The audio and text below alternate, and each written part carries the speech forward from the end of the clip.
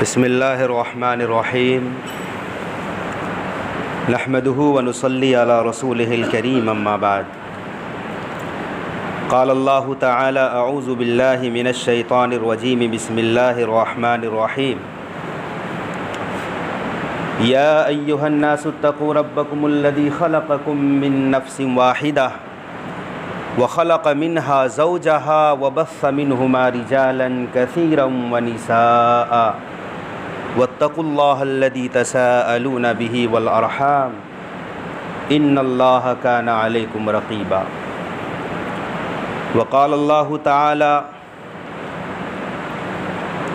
وإذ قال ربك للملائكة إني جاعل في الأرض خليفة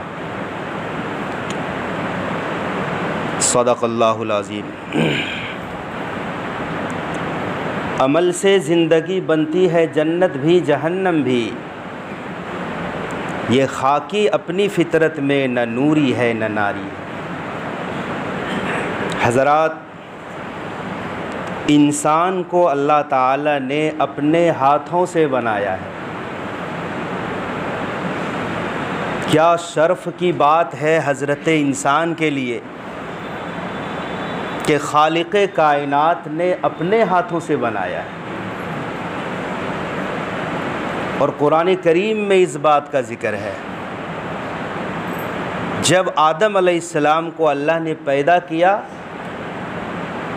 اور حکم دیا کہ سجدہ کرو، آدم علیہ السلام کے لیے عبادت اللہ کی تھی، آدم علیہ السلام کی عظمت کے لیے تمام فرشتوں نے سجدہ کیا، ابلیس نے انکار کیا۔ تو اللہ نے پوچھا، قال یا ابلیس ما منعک ان تسجد لما خلقت بیدی، ابلیس بتا، جسے میں نے اپنے ہاتھوں سے بنایا اس کو سجدہ کرنے سے تجھے کس نے روکا؟ اس آیت سے پتہ چلتا ہے کہ اللہ نے آدم علیہ السلام کو اپنے ہاتھوں سے بنایا ہے، اسی لیے انسان اشرف المخلوقات بھی ہے۔ اس سے زیادہ اشرف، اس سے زیادہ عظمت والی مخلوق کوئی نہیں۔ پہلا انسان کیسے بنایا اللہ نے؟ پہلا انسان، جس انسان کا نہ باپ ہے نہ ماں ہے۔ روایت میں آتا ہے کہ اللہ تعالیٰ نے اسرائیل علیہ السلام کو زمین پر بھیجا، اور اس سے پہلے اللہ تعالیٰ نے فرشتوں سے کہا تھا، اطلاع دیتی تھی فرشتوں کو، انی جاعل فی الارض خلیفہ، فرشتوں میں زمین پر اپنا ایک نائب بنانا چاہتا ہوں، خلیفہ بنانا چاہتا ہوں۔ اس آیت سے یہ پتہ چلتا ہے کہ آدم علیہ السلام کو اللہ نے زمین پر بھیجنے کے لیے ہی بنایا تھا۔ یہ جو بات ہے کہ آدم علیہ السلام کو جنت میں رکھا تو آدم علیہ السلام نے اس شجرہ ممنوعہ سے کھا لیا تو اس کی سزا میں اللہ نے جنت سے دنیا میں بھیجا، اگر وہ نہ کھاتے تو دنیا میں نہ آتے، یہ بات بے اصل ہے۔ قرآن کیا کہتا ہے؟ فرشتوں، انی جاعل فی الارض خلیفہ، زمین میں اپنا خلیفہ اور نائب بنانا چاہتا ہوں۔ پتہ یہ چلا کہ آدم علیہ السلام جانتے تھے کہ مجھے زمین میں بھیجنے کے لیے بنایا ہے۔ جنت تو عارضی طور پر اللہ نے رکھا تھا، جنت میں مہمان خانہ تھا آدم علیہ السلام کے لیے، وہ ہمیشہ کے لیے اندر نہیں گئے تھے، یہ آدم علیہ السلام بھی جانتے تھے اور اللہ تبارک و تعالیٰ کا بھی یہ منشا تھا۔ بہرحال اسرائیل علیہ السلام کو بھیجا، جاؤ زمین سے ایک مٹھی بھر کر مٹی لاؤ۔ کیا کرنا ہے؟ اس سے انسان بنانا ہے۔ ہماری اصل مٹی ہے، مٹی سے آدم علیہ السلام بلا واسطہ بنے ہیں، ڈائریکٹ مٹی سے آدم بنے ہیں، اور ہماری اصل مٹی اس لیے ہے کہ ہم بنے ہیں نطفہ سے، ناپاک قطرے سے، اور نطفہ بنتا ہے، ناپاک قطرہ جو وجود میں آتا ہے وہ غذا سے حاصل ہوتا ہے جو ہم کھاتے پیتے ہیں، اور غذا یہ حاصل ہوتی ہے زمین سے، مٹی سے۔ تو ہماری اصل بھی مٹی ہے،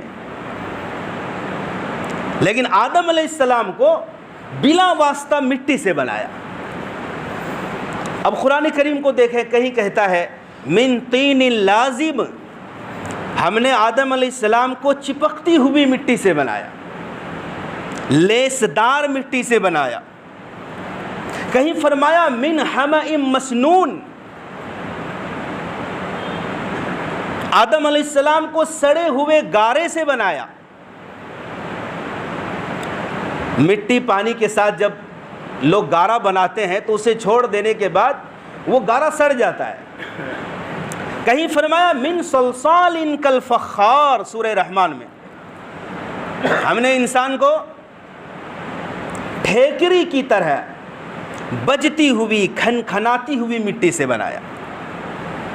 بہرحال یہ جو مٹی ایک مٹھی بھر کر لی گئی تھی، اس مٹھی بھر، چونکہ فرشتے کی مٹھی تھی وہ، تو ظاہر سی بات ہے اس کے شان کے مطابق مٹھی ہوگی۔ زمین کے مختلف علاقوں کی مٹی اس میں آئی، اسی لیے انسان کی طبیعتیں بھی الگ الگ ہیں، انسان کی صورتیں بھی الگ الگ ہیں۔ کوئی انسان کالا ہے، کوئی گورا ہے، کوئی سانولا ہے، کوئی گندمی ہے، کوئی انسان نرم ہے، کوئی کڑک مزاج کا ہے، کوئی خوشگوار ہے، کسی انسان کے اندر نظافت بہت زیادہ ہے، صاف ستھرائی کو پسند کرتا ہے، اور کوئی گندگی میں رہنا پسند کرتا ہے۔ یہ اثر اور نتیجہ ہے اس کا کہ آدم علیہ السلام کو مختلف جگہوں کی مٹی سے بنایا ہے۔ تو آدم علیہ السلام کی اولاد میں مختلف چیزیں پائی جاتی ہے۔ اس مٹی میں پانی ڈالا گیا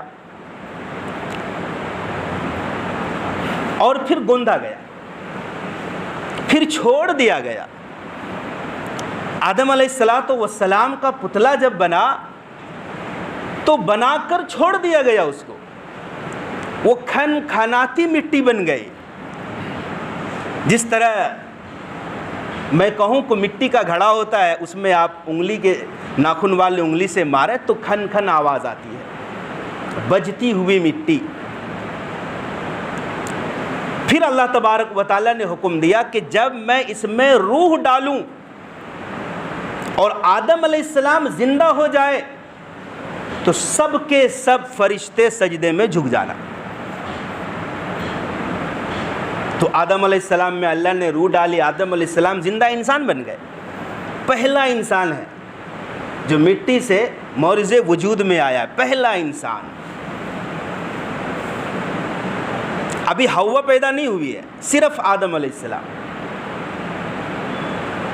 تمام فرشتے جھک گئے آدم علیہ السلام کی تعظیم میں۔ یہ جو سجدہ ہے، یہ سجدہ تو رب کے لیے ہی تھا، اللہ ہی کے لیے تھا، لیکن اللہ ہی نے حکم دیا تھا کہ سجدہ تو میرا ہی ہوگا، لیکن اس میں آدم علیہ السلام کی عظمت کو جگانا ہے، لہٰذا آدم کی تعظیم کے لیے جھک جاؤ۔ سب کے سب جھک گئے۔ فرشتے تو نوری مخلوق ہے، فرشتوں کے اندر نافرمانی نہیں ہے، سب کے سب فرما بردار ہے، الا ابلیس۔ ابلیس بھی نا فرشتوں کے اندر ہی رہتا تھا۔ آپ دیکھیں ابلیس اس سے پہلے نافرمان نہیں تھا، بہت بڑا عالم، بہت بڑا عابد، بہت بڑا عارف باللہ تھا ابلیس۔ زمین میں عبادت کی، آسمانوں میں عبادت کی، پھر وہ عزازیل بن گئے۔ لیکن حسد کی وجہ سے، تکبر کی وجہ سے، غرور کی وجہ سے کہ ایک مٹی سے پیدا شدہ انسان کا مقام مجھ سے آگے ہو جائے گا، حسد نے ابلیس کو راندے درگاہ کر دیا، تکبر نے ابلیس کو کہیں کا نہ چھوڑا۔ اللہ نے پوچھا جب میں نے تجھے سجدہ کرنے کا حکم دیا تو سجدہ کیوں نہیں کیا؟ جواب آیا انا خیر منہ، یہ بڑائی والا جملہ تھا ابلیس کی طرف سے، انا خیر منہ، میں آدم سے بہتر ہوں، میں آدم سے بہتر ہوں۔ تکبر کسے کہتے ہیں؟ اپنے آپ کو بڑا سمجھنا اور سامنے والے کو حقیر سمجھنا، یہ تکبر ہے۔ اگر یہ تکبر اللہ کے ساتھ ہو جائے تو انسان کافر ہو جاتا ہے، جیسے فرعون نے تکبر کیا تھا، کہا تھا انا ربکم الاعلی، میں تمہارا سب سے بڑا رب ہوں۔ جب یہ تکبر اللہ کے مقابلے میں ہو تو انسان کافر ہو جاتا ہے، اور یہ تکبر جب کسی نبی کے مقابلے میں ہو تو بھی انسان کافر ہو جاتا ہے، جیسا کہ کفار مکہ نے کیا تھا، اور اس سے پہلے انبیاء علیہم السلام کے ساتھ ہوا ہے کہ یہ ہمارے جیسا انسان یتیم ہے مکے کا، نہ روزگار ہے، نہ دولت ہے، نہ پیسہ ہے، تو یہ رسول کیسے بن گیا؟ ہم میں سے کسی سردار کو اللہ رسول بناتا، نبی بناتا، کسی دولت مند کو بناتا، تو یہ جب رسول کے مقابلے میں تکبر ہوگا تو بھی انسان کافر ہو جائے گا۔ اور یہ تکبر جب عام بندوں کے ساتھ ہو تو انسان کافر تو نہیں ہوگا، لیکن یہ بھی بہت بڑا گناہ اور حرام ہے۔ اپنے کو بہتر سمجھنا اور سامنے والے کو حقیر سمجھنا، یہ تکبر ہے، یہ ابلیس کا بھائی ہے۔ تکبر کے بہت سارے اسباب ہیں۔ تکبر علم میں ہوتا ہے، علم میں تکبر ہوتا ہے، یہ بہت خطرناک چیز ہے۔ جسے علم میں تکبر ہو کہ میں سب سے بڑا عالم ہوں، یا کسی نے عصری علوم حاصل کیا ہے، میں سب سے بڑا ڈاکٹر ہوں، میں سب سے بڑا پروفیسر ہوں۔ علم میں جب غرور آ جائے تو اس بات کو مد نظر رکھے کہ ابلیس سب سے بڑا کائنات کا عالم تھا، لیکن علم پر جب غرور آیا، اللہ کے سامنے جب منطقی باتیں کی، تو پھر اللہ نے علم کی غرور کی وجہ سے راندے درگاہ کر دیا۔ تکبر ہوتا ہے انسان کو مال و دولت کے ساتھ۔ کسی کو اللہ نے مال دیا، کاریں ہیں، بنگلے ہیں، کوٹھی ہے، دولت ہے، جائیداد ہے، تو یہ ایسی چیز ہے جس میں تکبر نہیں کرنا چاہیے، کیونکہ ہر انسان کا مال، جائیداد، کاریں، بنگلے، کوٹھی کفن کے کپڑے میں جیب نہیں اور قبر کے اندر تجوری نہیں ہوتی ہے، یاد رکھو۔ جیب والا کفن آپ نے نہیں دیکھا ہوگا۔ تو انسان کو اس دنیا میں قارون کی طرح بھی دولت مل جائے تو بھی بغیر جیب والے کفن کو ہی پہن کے جائے گا، کچھ بھی ساتھ نہیں لے جائے گا، قبر میں خالی ہاتھ جائے گا۔ پھر یہ کہ یہ ساری چیزیں تو فانی ہیں۔ آج کوئی دولت مند ہے تو دولت پر زوال آ سکتا ہے، جائیداد چھینی جا سکتی ہے، اور اگر جیتے جی نہ چھینی جائے تو موت کے وقت تو سب کچھ چھوڑ دینا ہے، خود بخود، خوشی سے چھوڑو، زبردستی چھوڑو، وہ چھوڑنا ہی ہے۔ تو یہ ایک ایسی فانی چیز پر تکبر کرنا، گھمنڈ کرنا، غرور کرنا، یہ ابلیس کا بھائی بننے کے مترادف ہے۔ غرور اور تکبر ہوتا ہے ریاضت میں، عبادت کے اندر۔ یہ بھی اللہ کی پناہ، میں نے جیسا کہ ابھی بتایا کہ عزازیل کائنات میں سب سے بڑا عابد تھا، سب سے بڑا سجدہ کرنے والا تھا، سب سے زیادہ سجدے کرنے والا تھا، لیکن عبادت پر گھمنڈ نے کہیں کا نہیں رکھا۔ تو جو لوگ عبادت میں گھمنڈ کرتے ہیں، اپنی بول چال میں، گفتار میں بتاتے بھی ہیں کہ میں اتنا بڑا عبادت گزار ہوں، اللہ کی پناہ یہ بھی انسان کو غارت کرنے کے لیے کافی ہے۔ اگر اللہ عبادت کی توفیق دے رہا ہے تو ہم رب کے شکر گزار بنیں کہ اللہ نے بہت سو کو توفیق نہیں دی، مجھے توفیق دی ہے۔ یہ نہیں کہ اپنی عبادت کو لوگوں کے سامنے اجاگر کیا جائے، یہ عبادت میں تکبر ہو جاتا ہے۔ پھر یہ ہے کہ یہ تکبر کبھی انسان اپنے حسب نسب پر کرتا ہے، ہمارے آباء و اجداد ایسے تھے، ہمارے باپ دادا ایسے تھے، پھر ہم ایسی نسب اور حسب والے ہیں، تو یہ بھی دور جاہلیت والا کام ہے، اس میں بھی تکبر پانا یہ بھی حرام ہے۔ انسان تکبر کرتا ہے حسن و جمال میں، حسن ہے کسی کو اللہ نے خوبصورت بنایا ہے، تو یاد رکھو اللہ کے یہاں کامیابی کا جو دار و مدار ہے حسن اور خوبصورتی پر نہیں ہے، وہاں کامیابی کا دار و مدار تقوی کے اوپر ہے، قلب سلیم کے اوپر ہے، اطاعت خداوندی کے اوپر ہے، اطاعت رسول کے اوپر ہے۔ ظاہری حسن و جمال پر کوئی کامیاب نہیں ہو سکتا جب تک کہ دل صاف ستھرا نہ ہو جائے۔ اب ایک انسان ظاہری حسن و جمال پر گھمنڈ کرنے لگے تو اسے سوچنا چاہیے جس خوبصورت بدن اور باڈی پر تم غرور اور اتراتے ہو، تکبر کرتے ہو، اسی خوبصورت بدن سے روزانہ پیشاب بھی نکلتا ہے، پاخانہ بھی نکلتا ہے، بدبودار پسینہ بھی نکلتا ہے، پھر اپنے ہاتھوں سے صفائی بھی کرتے ہو، میل کچیل بھی نکلتا ہے، نہ جانے کتنی ساری گند کی چیزیں نکلتی ہے اسی خوبصورت بدن اور جسم انسانی کے اوپر جس پر تم غرور کرتے ہو۔ پھر یہ ہے کہ حسن و جمال ہمیشہ کے لیے نہیں ہے، ایک وقت تو ہوتا ہے، ایک میعاد ہے اس کی، 10 سال 15 سال، یہ حسن و جمال اور جوانی ہے، اس میں جشن منا لو، اترا لو، گھمنڈ کر لو، ایک دن ایسا آئے گا کہ چہرے پر جھریاں چھائیں گی، پھر تم بھی بوڑھے ہوگے، یہ حسن و جمال پہ زوال آ جائے گا۔ تو یہ سب چیزیں تکبر میں آتی ہے۔ ان تمام شعبوں میں جو بھی تکبر کرے گا، غرور کرے گا، وہ ابلیس کا بھائی بنے گا۔ ابلیس نے تکبر میں کہا تھا انا خیر منہ، میں آدم سے بہتر ہوں۔ کیوں؟ کہ مجھے آپ نے آگ سے بنایا اور آدم کو مٹی سے بنایا ہے، یہ دلیل دی ابلیس نے۔ پھر اللہ تبارک و تعالی نے پھٹکار لگائی، یہاں سے اتر جاؤ، یہاں سے چلے جاؤ، نکل جاؤ، ہمیشہ ہمیش کے لیے تجھ پر لعنت ہے، راندے درکا کرتیا، اللہ نے بھگا دیا۔ اب حکم سنو، آدم علیہ السلام کو اللہ نے آرڈر دیا، کیا؟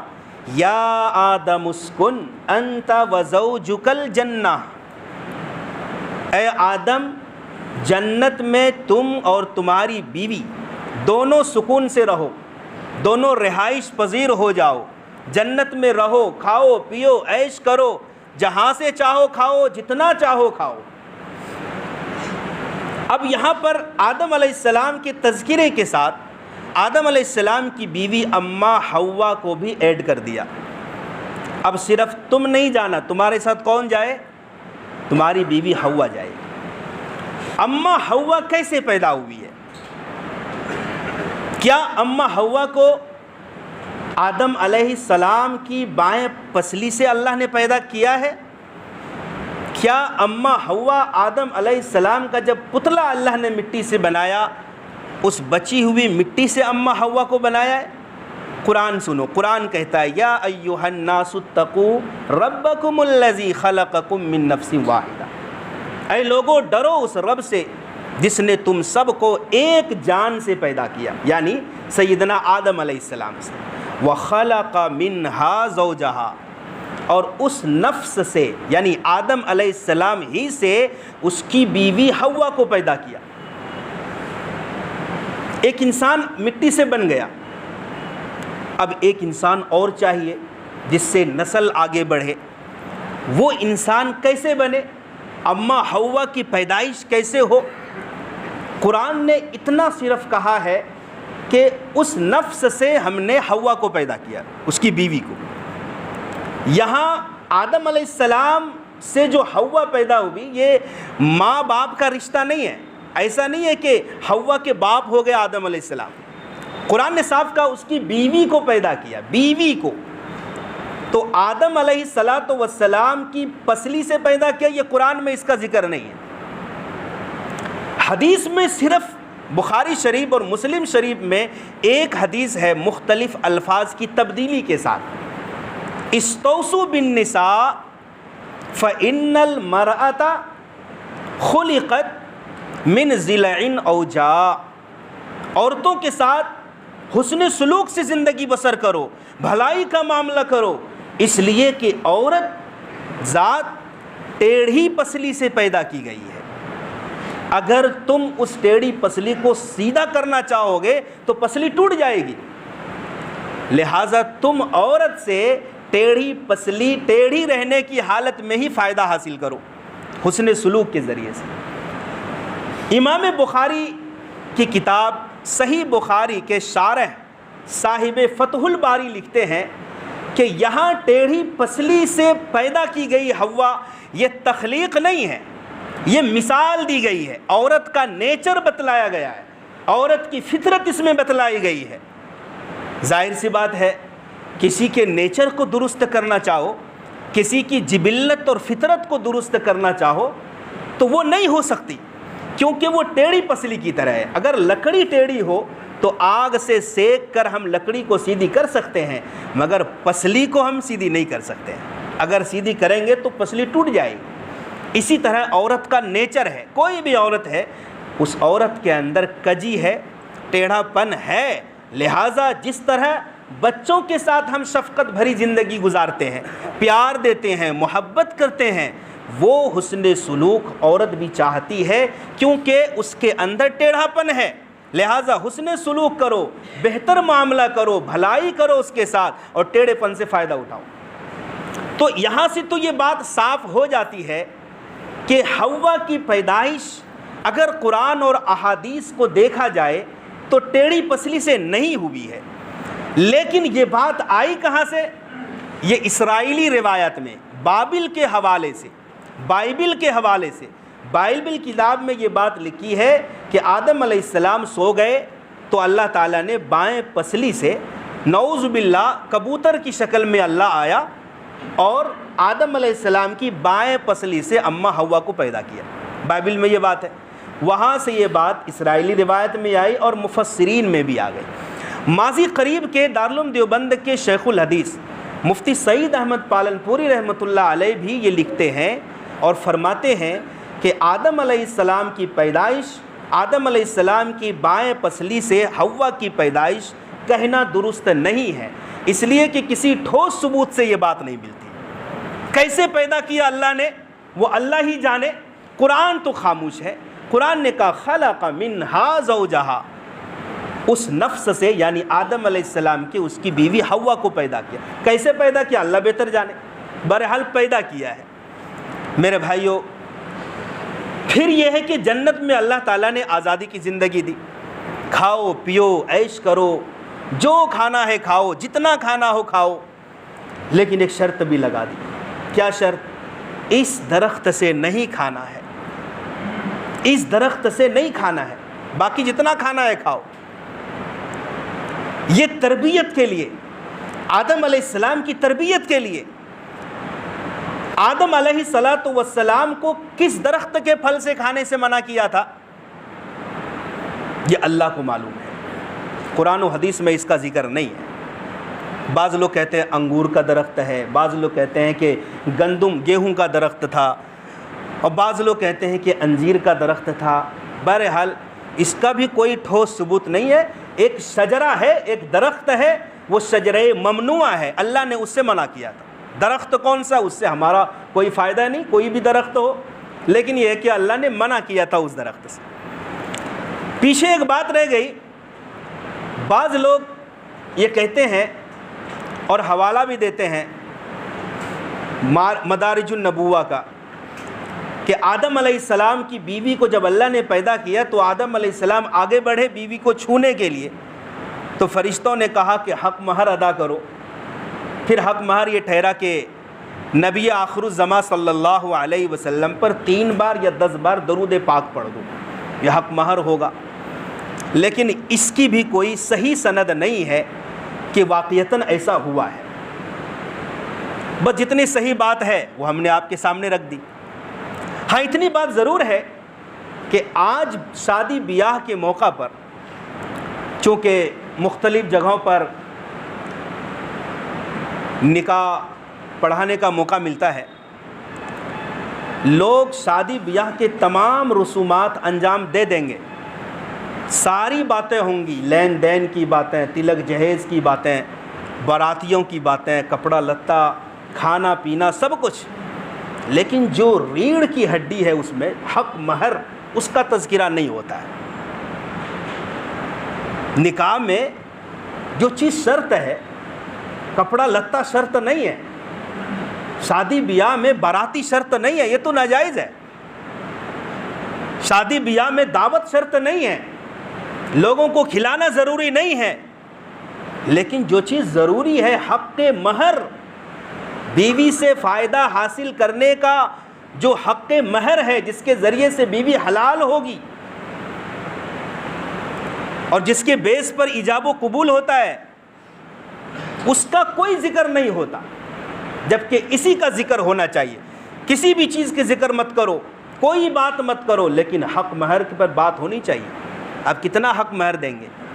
پھر یہ ہے کہ حق مہر تو بیوی کا حق ہے۔ کوئی بیوی سے جا کے پوچھتا ہے، اپنی بیٹی سے پوچھتا ہے کہ تمہارا حق مہر کتنا ہو، یا اتنا تمہارا حق مہر طے ہوا ہے، اور بیٹی سے جا کر پوچھے، لڑکی سے جا کر پوچھے کہ تمہیں اتنا حق مہر پسند ہے یا نہیں؟ لڑکی جتنے کا مطالبہ کرے اتنا حق مہر باندھے شریعت کی روح سے، لیکن اس کا کوئی ذکر نہیں ہوتا ہے۔ یہ اس کا حق ہے، اور ہم لوگ حق مارنے والے ہو جاتے ہیں۔ 10 لاکھ روپیہ شادی بیاہ میں خرچ کر دیں گے، اور حق مہر کتنا؟ 10,000، 15,000، 20,000۔ میرے بھائیوں، یہ نہایت ہی کنجوسی ہے، نہایت ہی بخیلی ہے۔ ایک عورت کو اللہ نے جو حلال کرنا ہے ایک مرد کے لیے، جو بیچ میں واسطہ ہے حق مہر کا، اس کو ہم اتنا کمزور کر دیتے ہیں کہ العیاذ والامان۔ لہٰذا اس بات پر غور و فکر کریں، شادی موقع پر سب سے زیادہ ہائی لائٹ جو کرنی ہونا، کس چیز کو کرنی ہے؟ حق مہر کو کرنی ہے، اس پر توجہ دیں۔ بہرحال آگے اللہ تبارک و تعالیٰ نے قرآن میں ہی فرمایا کہ شیطان کے بہکاوے سے آدم علیہ السلام نے اور ان کی بیوی حوا نے اس درخت سے کھا لیا۔ کھانے پر پھر کیا اثر ہوا، سائیڈ ایفیکٹ کیا ہوا، اس کا انجام کیا ہوا، سزا کیا ملی، انشاءاللہ آئندہ سماعت فرمائیں۔